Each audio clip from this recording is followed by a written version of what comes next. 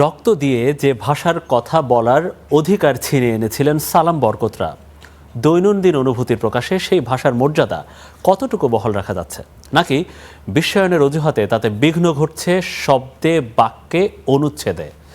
দিনলিপিতে ক্ষয়ে যাচ্ছে হৃদয়ের অব্যক্ত কথামালা। আমাদের সহকর্মী নীল মাহবুবের একটি রিপোর্ট দেখি আমরা।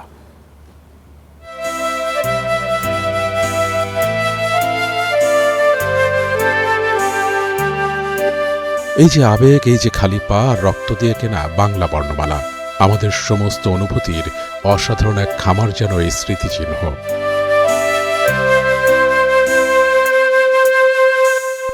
প্রতি বছর যেখানে আমরা আসি, মাথা নত করি, কিন্তু ভাষার সামনে কতটুকু দাঁড়ায়।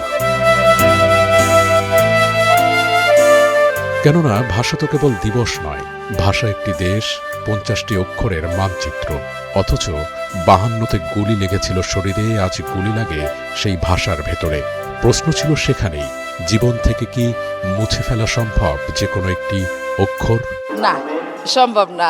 আমার বাংলা ভাষার মধ্যে সব বর্ণগুলোই তো আমার আছে। চন্দ্রবিন্দু বলেন, বিসর্গ বলেন, মানে প্রতিটা জিনিসই আমি নিব। আমার কাছে সবটাই সমান গুরুত্বপূর্ণ। ভাব প্রকাশ করতে আমার সব বর্ণই দরকার, এবং প্রত্যেকটা বর্ণমালার জন্যই তো আমরা যুদ্ধ করেছি।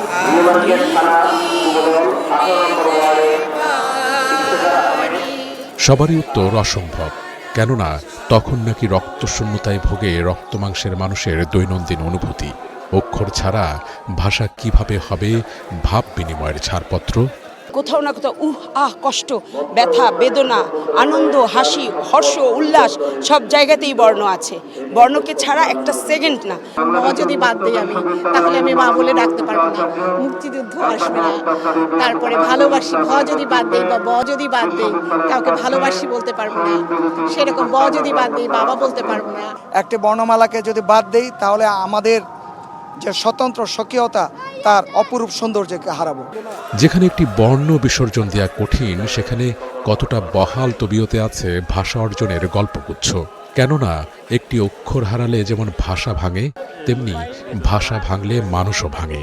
আমরা আমাদের সাইনবোর্ডগুলো, আমাদের দোকানের নাম, আমাদের সব কিছুতে আমরা বাংলা কিন্তু ব্যবহার করছি না। হ্যাঁ, ঠিক আছে, ইংরেজিটা দরকার, কিন্তু বাংলাটাকে আসলে অস্বীকার করার উপায় নাই।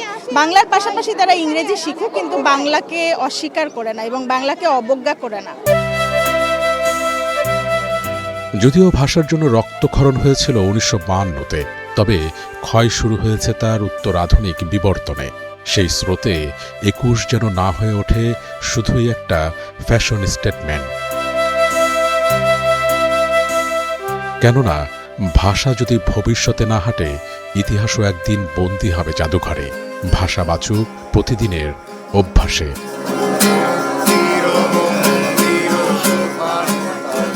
নীল মাহবুব, স্টার নিউজ।